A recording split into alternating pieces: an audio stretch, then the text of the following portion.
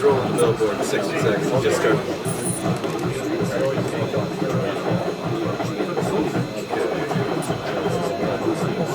So we have Western against Northern Illinois at 1.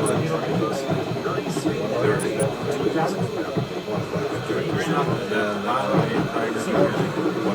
Ohio State and MSU at 1 o'clock for Western, 2:30 for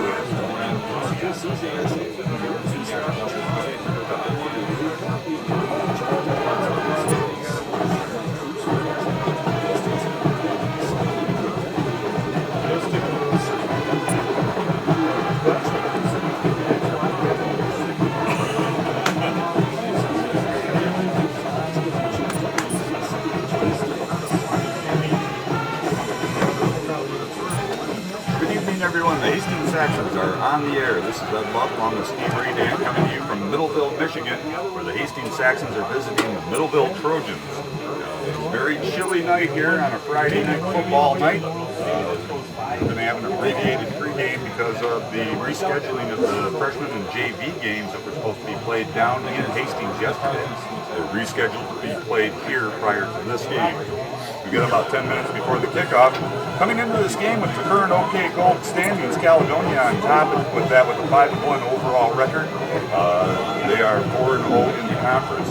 Grand Rapids South Christian at 5-2, 4-1 in the conference. Wayland at 5-2, 3-1 in the conference. Hamilton at 4-3, 2-2 in the conference. Hastings at 3-4, 1-3 in the conference. Byron Center at 2-5, 1-4 in the conference. And Middleville has yet to win a game. They're 0-7 and 0-4 in the conference. Middleville leads this series 3-0. The Saxons were the victims of blowouts, 47-7 in 04 and 41-6 in 2003. When Middleville was a perennial playoff team.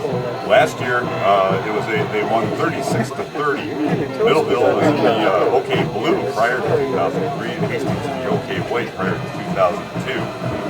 Last week's game, the Hastings Saxons put up a good struggle against the Wayland Wildcats. The final score of that game, 21-18. Mike Martin for Wayland had 232 yards rushing and a touchdown to lead the Wildcats.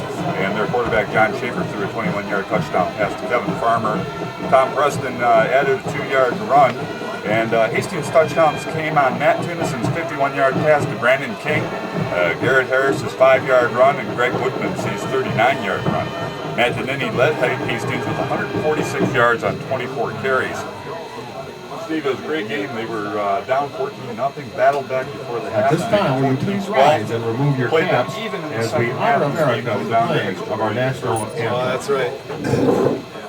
Oh, it was a great game fun game to watch too. Yeah, it was. Excellent. Right in very close games this season. Yeah, overall, Wayland had 385 yards rushing against the Saxons. The Saxons put up 308 yards rushing. In passing department, Wayland had 32 yards to Hastings 57. In other action last week, these Middleville Trojans lost to the South Christian, Grand Rapids South Christian, 62-20. And South Christian got out early on that game, and they really, they traded scores to start, but then it was all South Christian after that. And other action, Caledonia beat Byron Center 41-7, and Hamilton beat Comstock Park 34-0. It's Friday the 13th here at Middleville as we get ready for the start of this football game. As we mentioned, it's a very chilly night here, and but all of you, let's see if I can pronounce this, all of you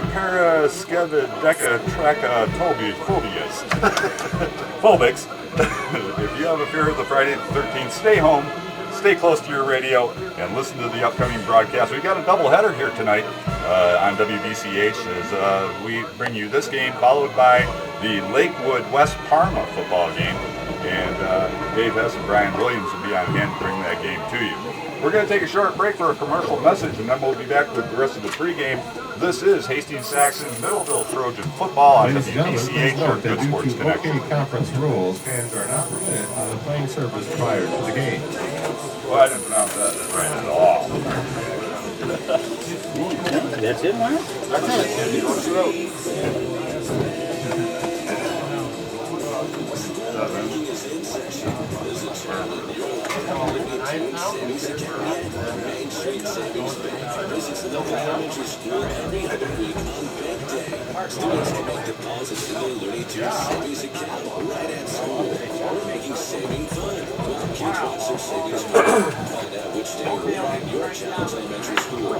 Oh boy. Just barely. I probably half an inch difference on that.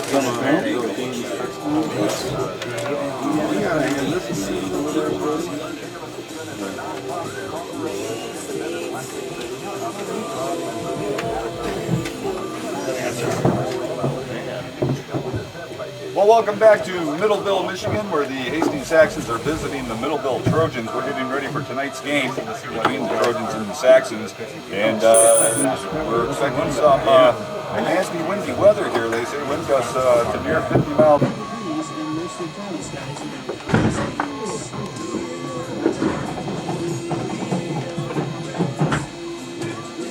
We begin with Cassandra Hall, daughter of Lisa and Dave Hall. Katie Potts, daughter of Bob and Terry Potts. Andrea Truer, daughter of Ron and Linda Truer. Brandon Coburn, son of Larry Coburn and Brenda Ederer. Amber Vandermeer, daughter of Annette and Dale Vandermeer. Lisa DeWitt, daughter of Wayne and Linda DeWitt. Rachel Harris, daughter of Cindy and Jeff Harris. Samantha Reeder, daughter of Greg and Carol Reeder. Rochelle Hyde, daughter of Tom and Lisa Hyde. Allison Whitney, daughter of Marilyn and Dennis Whitney. Tasha Watkins, daughter of Michelle and Mark Colbat. Daniela Torres, daughter of Daniel and Edie Torres. It sounds better than our other. Jamie Van Dongen, daughter of Lisa and Derek Sisson and Dan Van Dongen. Val Van Bemden, daughter of Rick and Julie Koenig. You're good. Sarah Winger, daughter of Ann and Dan Winger. I think the audio. Becca Winchester, daughter of Wade and Yvette Winchester. John Blocksma, son of Beth and Ralph Blocksma.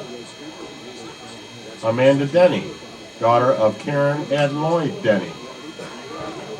Shannon Jenkins, daughter of Kelly and Charlie Jenkins. Liza Jedlowski, daughter of Ray and Michelle Jedlowski.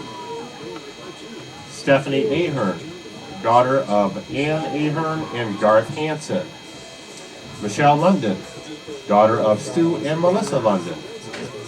Katrina Field, daughter of Marie and Eric Graham. Ben Nyheis, son of Don and Deb Nyheis. Corey Teets, son of Don and Cindy Teets. Renee L. Buckoway, daughter of Deb and Doug Buckoway. Jamie Hester, daughter of Phil and Robin Hester. Liz Ketchum, daughter of Jim and Cindy Ketchum. Ashley Lewis, daughter of Diana Kuhn and Rob Lewis. Samuel Stoltens, son of Bill and Sarah Stoltens. Dave McMahon, son of Lori and Ted Reinbelt and Carrie and Marcy McMahon. Casey Grummett, daughter of Joseph and Susan Grummett. Back here at Bob Christina White Cooney, Stadium at daughter of Rich Kellogg and Kathy Cooney. Steve Redan and Love. Perky Olson, Halftime. daughter of Eric and Judy Olson. 14-7. Kate Wilson, And daughter of Chuck and Joyce Trojan marching Wilson. band out on the field right now. And Parents' finally, night here at Melissa Middleville. Pletz, daughter The of seniors Vince of the band are and being Amy introduced Pletz. with their parents. Being Ladies and recognized gentlemen, for please join me in thanking our seniors and their parents for 4 years of dedication and service to Trojan Marching Band. Parents' night next week at Hastings High School. And then we back at home for the regular season consistent game of this campaign. I was thinking Yeah, you were. Yeah, there you go. with some special sauce. Flavor only. Hey, the Saxons got things. They were moving along pretty slowly in the first half, in the first quarter. The Trojans struck first after the Saxons' drive stalled out. They went for it on 4th and 5 from their own 41-yard line. And then Middleville took over and at the 43-yard line, marched down the field 43 yards on 11 plays, take a 6-0 lead on a 5-yard TD pass, Ensign to Dickerson with 4:17 left go in the first quarter. They added the pick for the extra point, and that's why things stood for quite a while. Then early in the second quarter, Middleville was starting to move the ball again. They got down to the 37-yard line. And Joey Sanford fumbled the ball and went straight up in the air. A.J. Castles picked it up in midair, and he ran it back to the Middleville 47-yard line. And that's where the Saxons were in business. And then Matt Tennyson put the ball on his hip and ran around the far end with 47 yards on a touchdown play. One run, or one play. And the Saxons missed the extra point, but that drew them to within 1 point. And then Middleville wasn't able to do anything on their next drive and had to put the ball away. And the Saxons took over first and 10 at their 42-yard line. And on the second and 6 play, Matt Tennyson, on almost the identical play, scampered 54 yards for the touchdown. That was at the 7:13 mark. And the Saxons added the extra point on a pass to Brandon King from Matt Tennyson, and they now have a 14-7 lead. From then on, it was Middleville trying to move the ball. They were able to get down into Saxon territory with the help of a couple of big penalties. One roughing the kicker penalty really kept their drive going, but then the Saxons were able to come up with a sack, and then the Trojans failed on a 4th down conversion. Ladies and gentlemen, friends and students, please welcome all the way from Calumet City, Illinois, the Blues Brothers. Their first pass, their only pass was intercepted. And that's the way the first half ended. So the Saxons trying to get back in the winning column, even up their record at 4-4. Kept going. And we've got rain falling. It looks like the rain may have let up a bit here. It's not coming down here as hard as it was. Here on this Friday the 13th. Oh, is that like Elmo and what's his Blues Brothers? Yeah, the Blues Brothers are taking the field as they have the Blues Brothers theme song out there. And that's pretty funny. That's good. It's good to see the kids still remembering stuff from when we were young. Yeah, right. We're having some fun here. So you want to take a shot at that word there, Steve? Yeah, the fear of Friday the 13th, and it goes back in history for quite some time. We haven't done it, but it really doesn't go back that far. It wasn't really mentioned anywhere in any literature about Friday the 13th being. Despite the name of the act, the songs performed by the Blues Brothers were soul music or R&B classics rather than true blues theories music. that it all goes The back Blues to Brothers recorded their first album, Brief Briefcase Full of Blues, in 1978, while opening for comedian Steve Martin in L.A. The album went double platinum and included a remake of Soul Man, originally recorded by American soul duo So this wasn't Sam the and guy in Dave. the Mask of the Chainsaw. No, Okay. not Jason, no. 100 years ago, the British government, they wanted to quell the Friday, that Fridays were unlucky once and for all, because Fridays were always considered unlucky because the Christian religion kind of wanted to squelch the pagan belief. Friday the 13th being a special day, honoring Venus and all that stuff, so they decided to make it unlucky. But the British government said, nah, it's a bunch of horse hockey. And so they commissioned a ship called the HMS Friday, and to boot they hired a captain who's a sailor, and his last name was Friday.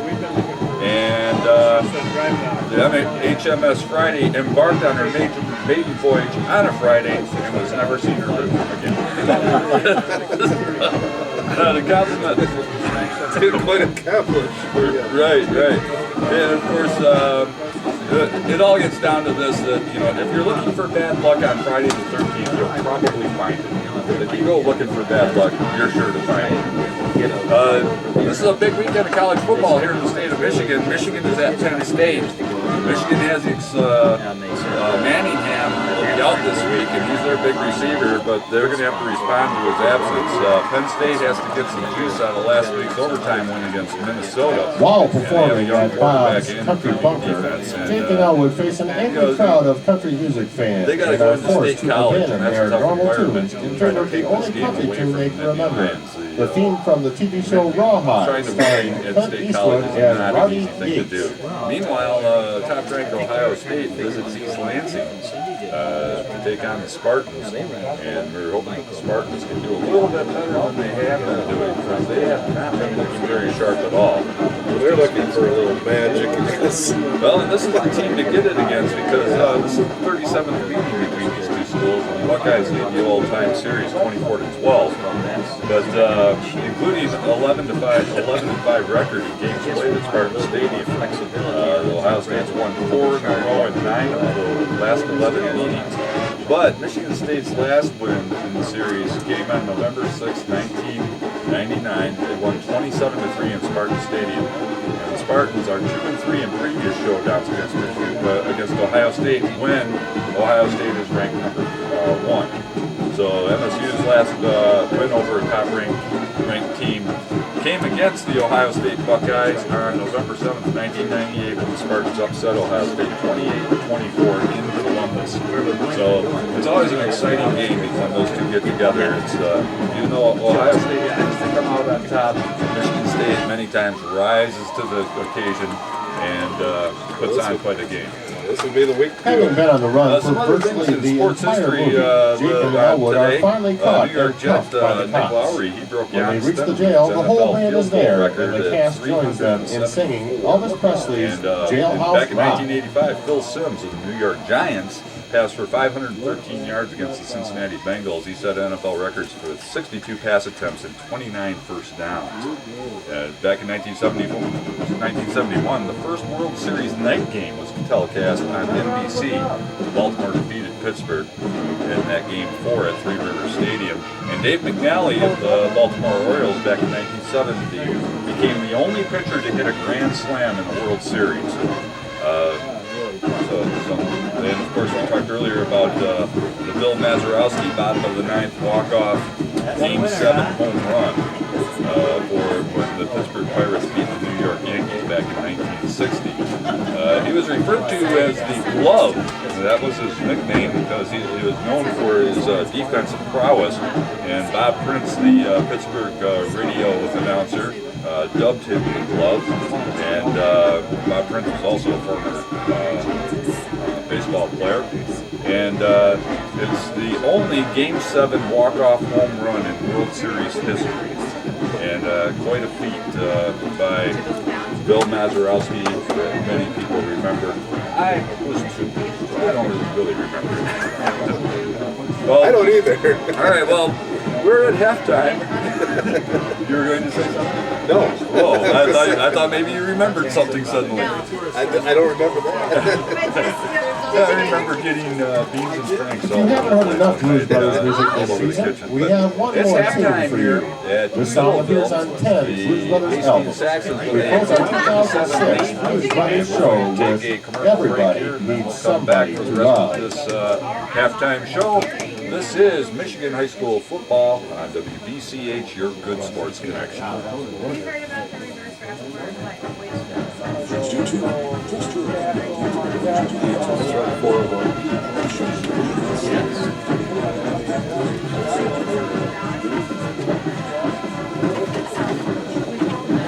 out of stuff to talk about, yeah. This stuff goes quick.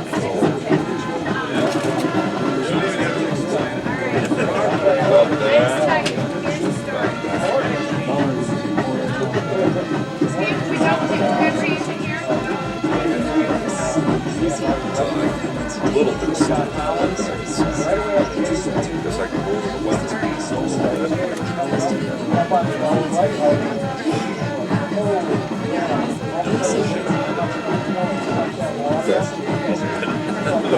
Yeah, that's we're out there.